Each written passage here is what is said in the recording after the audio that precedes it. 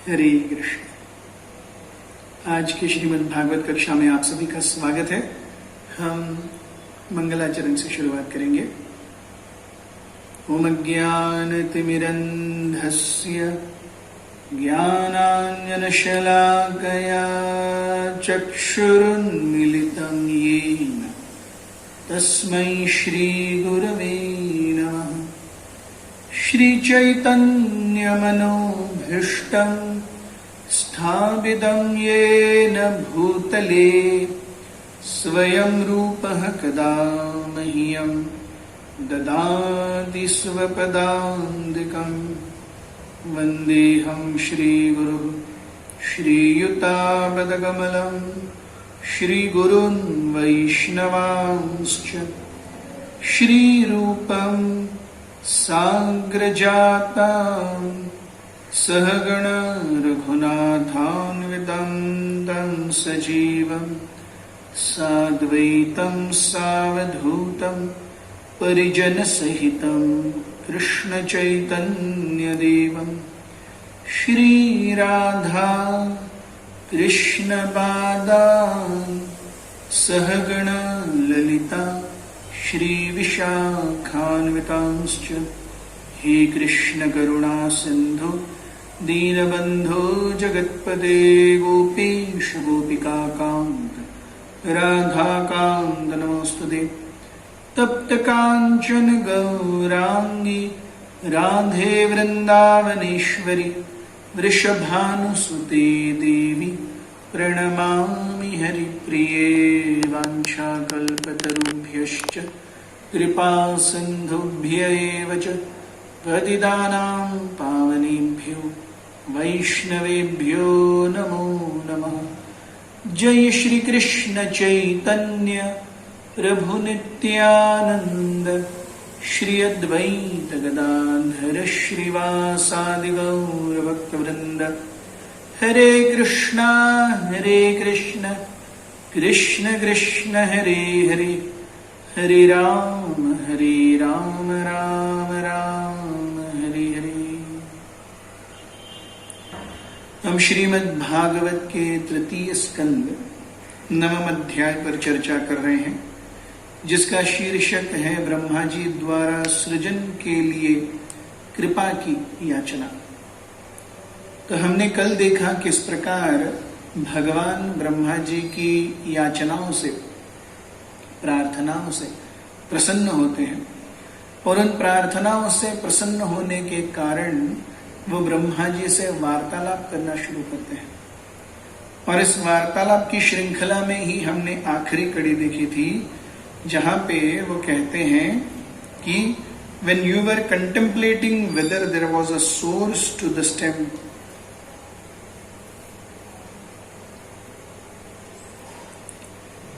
of the lotus of your birth and you even entered into that stem, you could not trace out anything, but at that time I manifested my form from within. तो भगवान कहते हैं, जब आप मुझे ढूंढने का प्रयास कर रहे थे, आप मुझे नहीं देख पा रहे थे, लेकिन मैं आपको भली भांति देख रहा था। और जब आपने मुझे अच्छे से ढूंढने का प्रयास किया, तब मैं आपके पास, आपके समक्ष प्रस्तुत हुआ।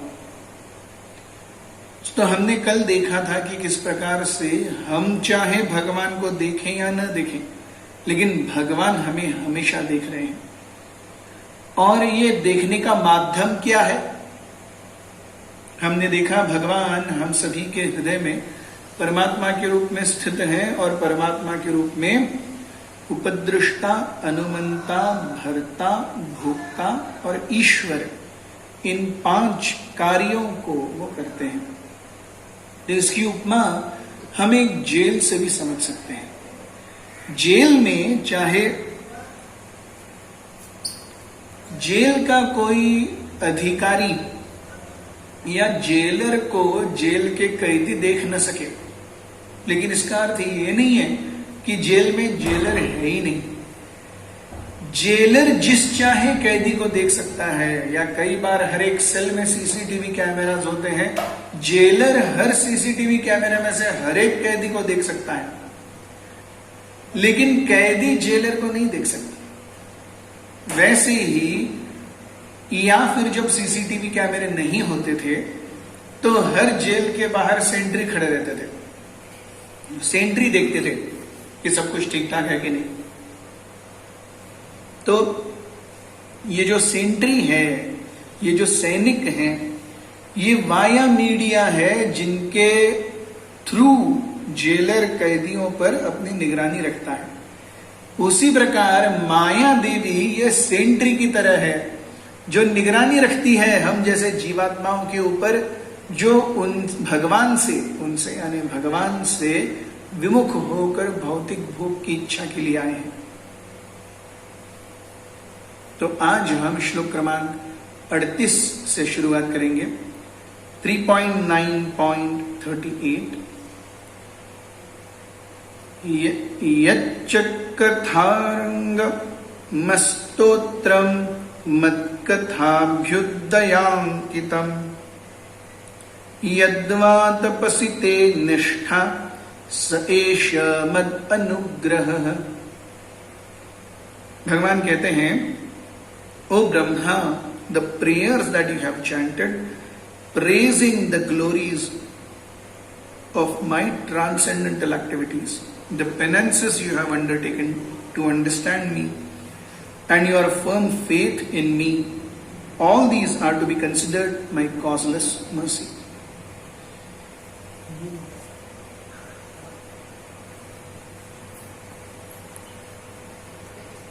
तो भगवान देखिए कितनी सुंदर बात।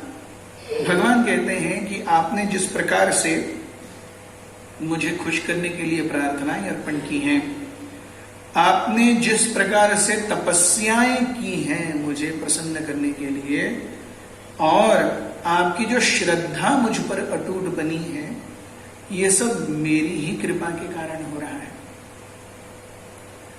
तो सृष्टि चल रही है भगवान की कृपा के कारण, हम यहां पर आए हैं। यह एक तरीके से देखा जाए तो भगवान से विमुख होकर भी भौतिक भोगों का हम उपभोग कर रहे हैं, वो भी भगवान की कृपा के कारण। भगवान को समझने का हमें ये एक मौका मिला है, वो भी भगवान की कृपा के कारण। तो सब कुछ केवल भगवान की कृपा ही है। तो हम फिर कैसे समझ सकते हैं कि कुछ लोग दुख में हैं और कुछ लोग अच्छे से रह रहे हैं? अगर भगवान की कृपा हर जगह है तो फिर कुछ लोग मस्त हैं, कुछ लोग नहीं। तो इसे हम कैसे समझें? इसे हमें कई पहलुओं से समझना होगा। फर्स्ट एंड फॉरमोस्ट कि भगवान अपनी कृपा हर जगह बिखेरते हैं। भागवतम और भगवत गीता हमें बहुत सुंदर रूप से बताते हैं कि जैसे जब बारिश होती है तो बारिश कभी ये नहीं देखती कि मुझे कहां गिरना है, वो हर जगह गिरती है। बंजर जमीन पर गिरती है, खेत खलिहानों पर गिरती है, पानी के स्रोतों पर गिरती है, जलाशयों और समुद्र पर भी गिरती है। Rain amply distributes itself everywhere without distinction. उसी प्रकार से भगवान और भगवान की कृपा जो है वो हर जगह पर व्याप्त है विदाउट एनी डिस्टिंक्शन। लेकिन जितना हम उसको प्राप्त करने का प्रयास करेंगे, तो ये प्रयास क्या है? ये हमारी साधना भक्ति है, ये हमारी तपस्या है, ये हमारी श्रद्धा है भगवान के प्रति, जो हमें भगवान के पास जाने के लिए प्रेरित करती है। लेकिन ये सारी चीजें भी भगवान की कृपा के कारण ही हो रही हैं। अगर हमारी भगवान के ऊपर श्रद्धा है तो भगवान की कृपा है, तो बाकियों पर क्यों नहीं है? बाकियों पर नहीं है ऐसा नहीं है, लेकिन वो उस कृपा का उपयोग नहीं कर रहे। जैसे मैं अगर किसी व्यक्ति को 1000 रुपए दूंगा, तो अगर उन 1000 रुपए का वो सदुपयोग करेगा तभी तो मैं और एक बार उसे 1000 रुपए दूंगा। वो 1000 रुपए लेकर के अगर उसे उड़ा देगा, मैं दूसरी बार उसे फिर से 1000 रुपए क्यों दूंगा?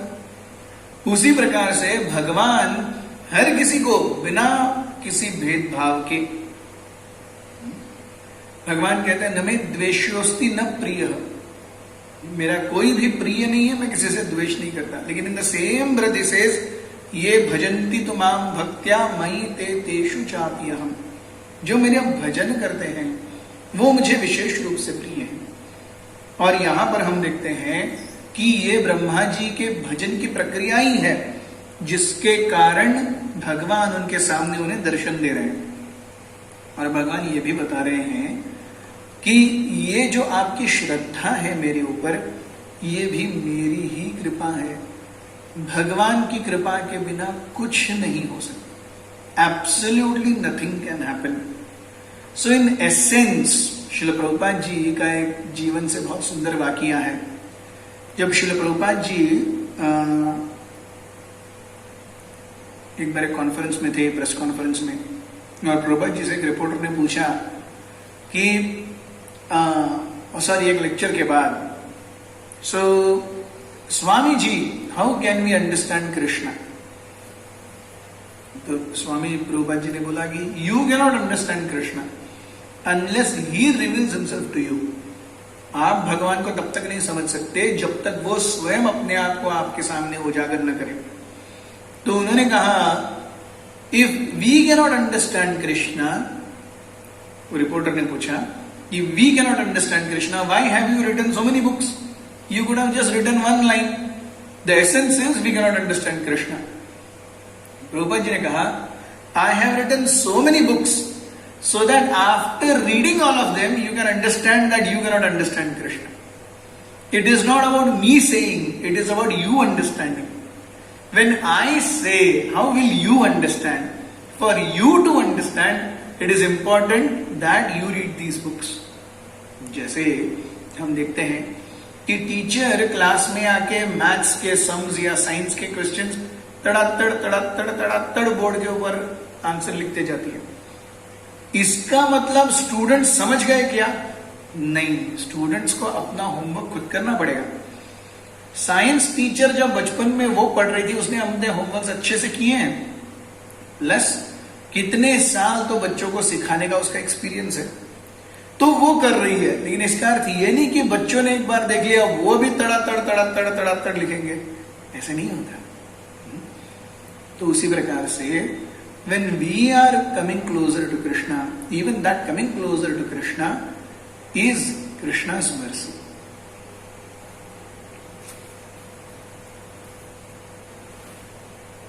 श्लोक क्रमांक 39। प्रीतोऽहमस्तु भद्रं ते लोकानां विजयेच्छया यदि स्तौषीर्गुणमयम् निर्गुणं मानुवर्णनं वर्णयन्। I am very much pleased by your description of me in terms of my transcendental qualities, which appear mundane to the mundanes. I grant you all benedictions in your desire to glorify all the planets by your activities. हे ब्रह्मा, मैं आपके द्वारा किए गए सारी साधना से अत्यंत प्रसन्न हूं। इस साधना के माध्यम से आपने मेरे दिव्य गुणों का बखान करने का प्रयास किया है। इसीलिए, और ये दिव्य गुण कैसे हैं? जो व्यक्ति मेरे तत्व को नहीं जानता उसके लिए ये गुण एक साधारण व्यक्ति के गुणों के समान ही है। इसमें कौन सी बहुत बड़ी बात है? हम देखते हैं यही चीज जब भगवान रासलीला करते हैं, लोग कहते हैं अरे उसमें क्या है, मैं भी लड़कियों के साथ घूम सकता हूं, मेरी भी बहुत सारी गर्लफ्रेंड हो सकती है। तो रासलीला जैसे उच्चतम दिव्य माधुर्य, उन्नत उज्ज्वल रस, जिसको चैतन्य महाप्रभु, ध्रुव महाराज, प्रहलाद महाराज, सुखदेव गोस्वामी, व्यासदेव जी, सारे हमारे गोस्वामी गण, ये सब नतमस्तक होके जिसके सामने सर झुकाए खड़े रहते हैं, ऐसी लीला को व्यक्ति आजकल कहते हैं, अरे ये तो क्या है, ये तो साधारण स्त्री और पुरुष के बीच का कामुक संबंध है. So people in general will not be able to understand Krishna's activities. भगवान कहते हैं कि these activities will always appear mundane to mundaners. तो जैसा हमारी सोच है वैसे ही ये सारी लीलाएं हमें लगेंगी. अगर हमारी सोच भगवान की श्रद्धा से प्रेरित है तो ये लीलाएं हमें बहुत ज्यादा भाएंगी. अगर हमारी सोच भगवान की श्रद्धा से प्रेरित नहीं है तो ये लीलाएं हमें साधारण स्त्री और पुरुष के कामुक संबंध की भांति लगेंगी. इसलिए भगवान कहते हैं कि आपने इन सुंदर लीलाओं का जो वर्णन किया है उससे मैं अत्यंत प्रसन्न हूं. वे कहते हैं कि मैं तुम्हें आशीर्वाद दूंगा जिससे सारे ग्रह नक्षत्रों पर तुम्हारी जो इच्छा है कि मेरे नामों का गुणगान हो. व्हाट डज कृष्णा से?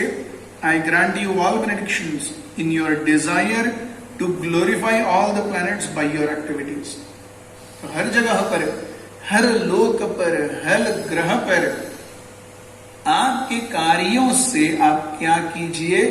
इस सृष्टि को महान बनाइए.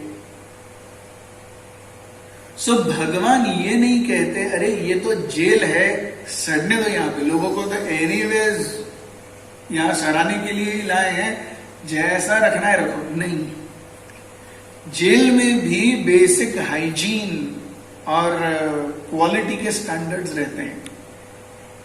तो यहां पे ब्रह्मा जी को भगवान कह रहे हैं कि आप चाहे इस भौतिक जगत में जो कुछ भी कर लो, लेकिन इसे हम वैकुंठ का स्वरूप नहीं दे सकते.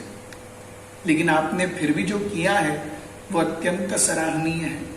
और आपने जो किया है वो मुझे प्रसन्न करने के लिए किया है. इसीलिए मैं आपको आशीर्वाद देता हूं कि आपकी जो इच्छा है हर एक लोक पर, हर एक ग्रह नक्षत्र पर क्या हो, आपकी इच्छा से सृजन का कार्य आगे बढ़े, तो मैं उसे तथास्तु कहता हूं. ऐसे भगवान कह रहे हैं. श्लोक क्रमांक 40. य एतेन पुमां नित्यं स्तुत्वा स्तोत्रेण मां भजेत् तस्याशु संप्रसीदेयं सर्वकामवरेश्वरः. Any human being who prays like Brahma and who thus worships me shall very soon be blessed with the fulfillment of all his desires. For I am the Lord of all benedictions. जो कोई भी ब्रह्मा जी के पद चिन्हों पर अग्रसर होकर मुझे संतुष्ट करने का प्रयास करेगा, वो निश्चित रूप से अपने जीवन में सर्व वांछा सिद्धि प्राप्त करेगा. जो भी उसकी इच्छाएं हैं संपूर्ण पूरी हो जाएंगी. तो कल हमने देखा था कि ब्रह्मा जी ने भगवान को कैसे प्रसन्न किया. श्लोक क्रमांक 30 में बाय तपस्या, by knowledge and by following वैदिक लिटरेचर्स. तपस्या, ज्ञान और वैदिक नियामक तत्वों का पालन, इससे ब्रह्मा जी ने भगवान को प्रसन्न किया. और यहां पे हम देखते हैं जहां पे 37वें श्लोक में कि आप जो कुछ भी कर रहे हो, श्लोक क्रमांक 38 में कि आपने जो कुछ भी स्तुतियां मेरी सेवा में अर्पण की हैं वो मेरी ही कृपा के कारण है, जैसे हमने आज सबसे पहले देखा था. तो Brahma ji is there who is being subservient to Krishna and by Krishna's mercy Brahma ji is doing everything. तो भगवान कहते हैं कि जो भी ब्रह्मा जी की तरह तपस्या करेगा, मुझे प्रार्थनाएं अर्पण करेगा, उसे क्या होगा?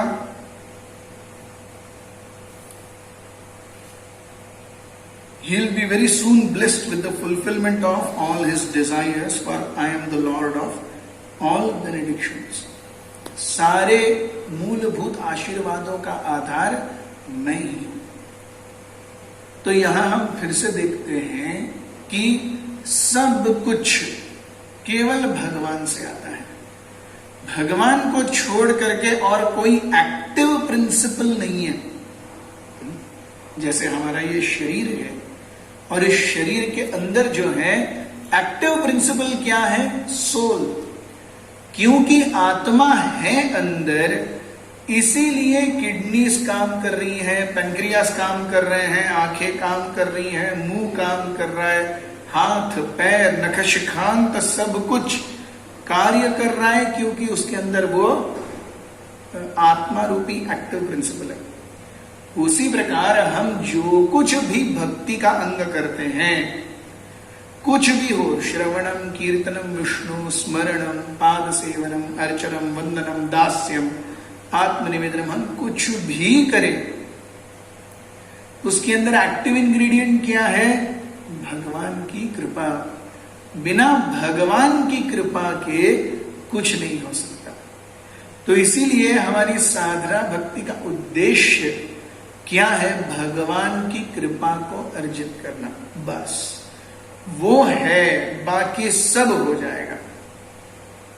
जैसे एक बच्चा जब स्कूल में जाता है या कॉलेज में जाता है, तो जब उसके ऊपर उसके माँ पिताजी का वरद हस्त है, उसे कोई टेंशन लेने की जरूरत नहीं है, मैं कौन से कॉलेज जाऊंगा, क्या होगा, क्या लूंगा, पैसे कैसे मिलेंगे, नहीं।